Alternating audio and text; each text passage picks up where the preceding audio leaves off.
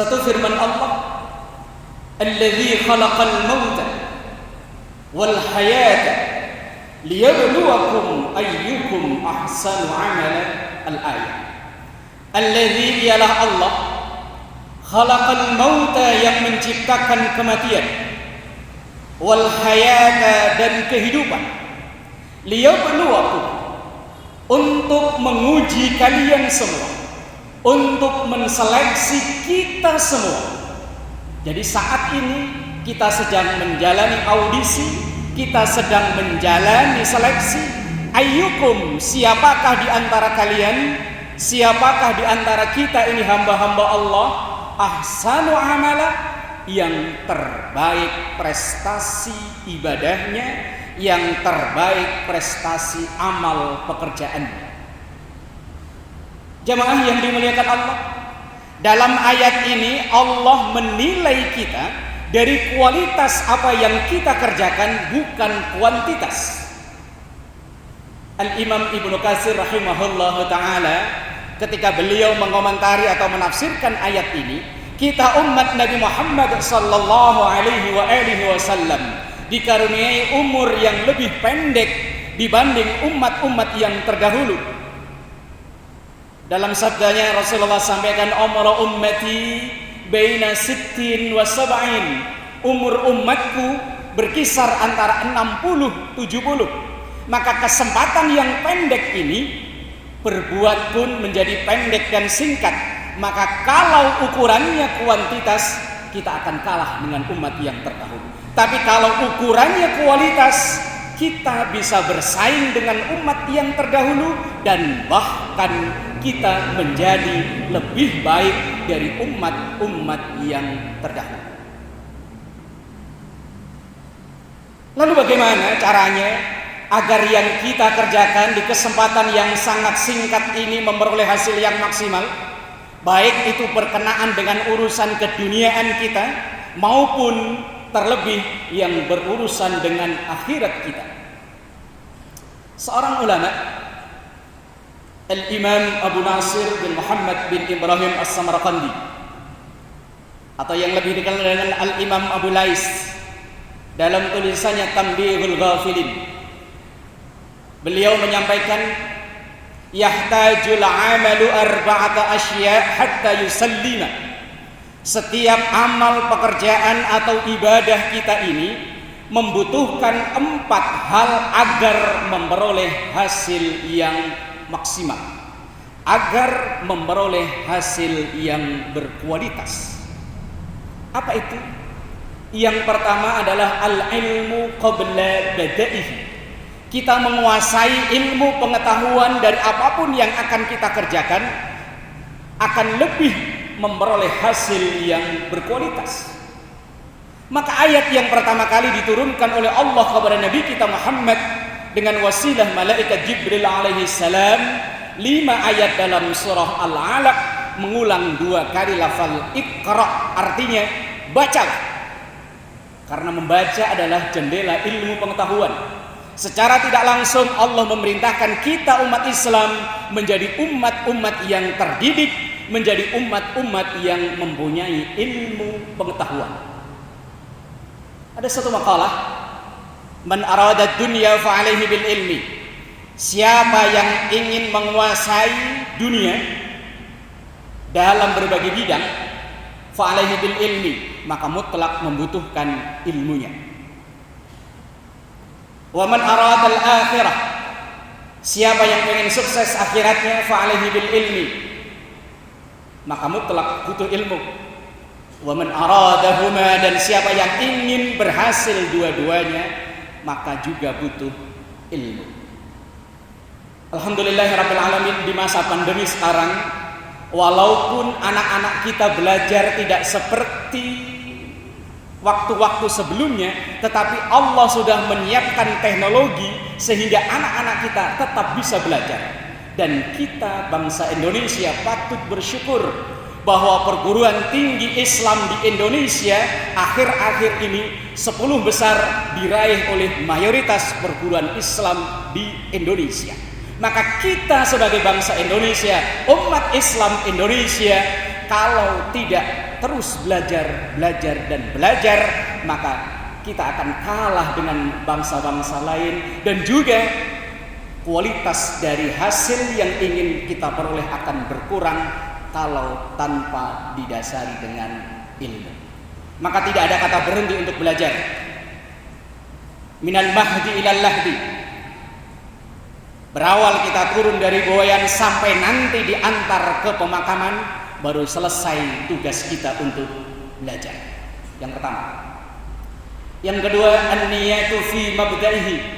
Niat yang baik ketika mengawali satu pekerjaan itu. Karena niat bisa menentukan antara ibadah dan bukan ibadah. Niat bisa menentukan kualitas atau derajat ibadah itu. Maka sabda Rasulullah sallallahu alaihi wasallam, innamal a'malu binniyat. Atau dalam qaid fiqhiyah diterangkan bahwa al-umuru bimaqasidiha. Setiap pekerjaan itu, entah itu pekerjaan yang berurusan dengan dunia maupun akhirat, hasilnya tergantung dari maksud dan niatnya. Betapa banyak pekerjaan yang kelihatannya secara zahir itu urusan dunia.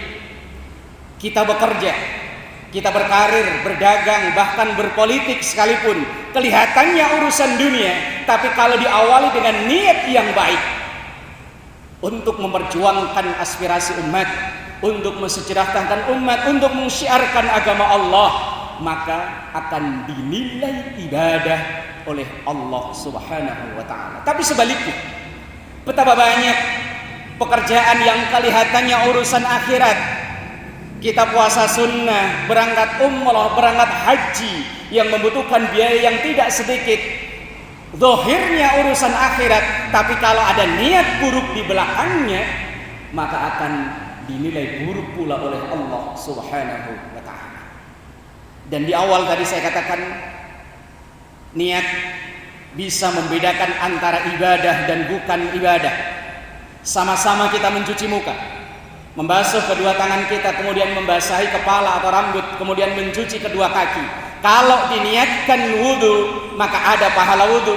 Tapi kalau tidak, maka tidak ada pahala wudu. Sama kita duduk di dalam Masjid Raya Al-Husna ini, kalau kita niatkan iktikaf, sampai nanti kita keluar akan memperoleh pahala tambahan iktikaf. Tapi kalau tidak ada niat, maka tidak ada pahala iktikaf. Maka yang kedua yang harus kita persiapkan adalah niat yang baik.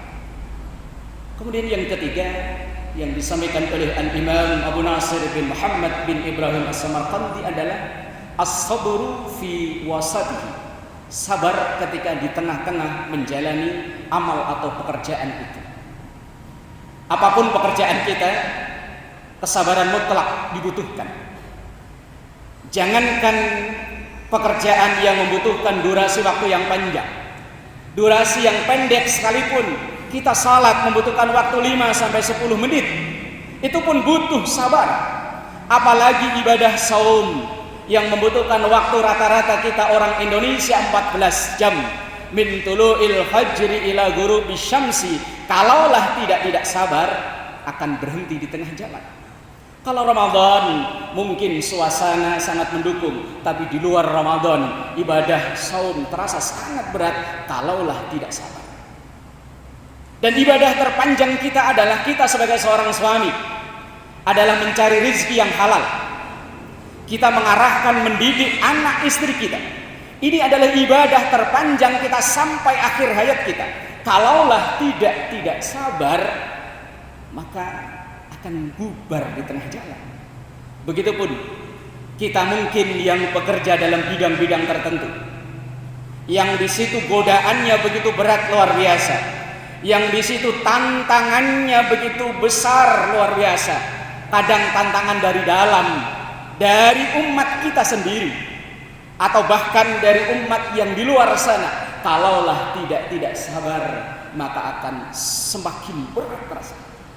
Maka Al-Imam Abu Nasir mengatakan, pengen amalan kita memperoleh hasil yang maksimal, yang ketiga adalah as-sabru fi wasatihi. Dan kemudian yang keempat, yang terakhir kata beliau, untuk memulai hasil yang maksimal dan berkualitas adalah al-ikhlasu inda firaghihi, ikhlas ketika selesai melaksanakannya. Ikhlas memang merupakan sesuatu yang sangat abstrak, sesuatu yang sulit untuk dinilai dari zahirnya saja. Yang tahu ikhlas dan tidak hanya kita dan Allah Subhanahu wa taala. Hanya pribadi kita masing-masing dan Allah Subhanahu wa taala. Para malaikat pun hanya ditugaskan mencatat zahirnya amal kita, ikhlas atau tidak, Allah yang tahu. Tetapi para ulama salafus salih, para guru-guru kita banyak yang memberikan ciri atau tanda dari keikhlasan yang ada dalam diri kita. Di antaranya, apabila amal ibadah atau pekerjaan kita yang kita lakukan sehari-hari ini tidak ada rasa beban sedikit pun, tidak ada rasa berat sedikit pun, bahkan kita merasa senang dengan pekerjaan atau ibadah yang kita lakukan, itu ada tanda keikhlasan dalam diri kita. Ketika kita berinfak, ketika kita berbagi dengan saudara-saudara kita yang tertimpa musibah, di dalam hati kita ada rasa senang, di dalam hati kita ada rasa bersyukur. Ini tanda keikhlasan yang ada dalam diri kita. Intinya, setiap yang kita lakukan, ibadah yang diperintahkan oleh Allah kepada kita yang wajib maupun yang sunnah, itu sudah kita anggap sebagai kebutuhan, bukan lagi beban. Itulah ada tanda keikhlasan dalam diri kita. Dan semoga kita semua dijadikan hamba-hamba Allah yang terbaik, yang tidak pernah berhenti untuk terus menggali ilmu pengetahuan, artinya belajar dan belajar. Kemudian memperbaiki niat kita, kemudian melatih menangguhkan diri dengan sabar, dan yang keempat dengan mengikhlaskan dan berlatih terus untuk ikhlas sehingga kita termasuk hamba Allah yang terbaik dan mengakhiri perjalanan sesi kehidupan kita di dunia ini dengan husnul khatimah. Amin ya rabbal alamin. Aqulu qawli hadza fastaghfiruh innahu huwal ghafurur rahim.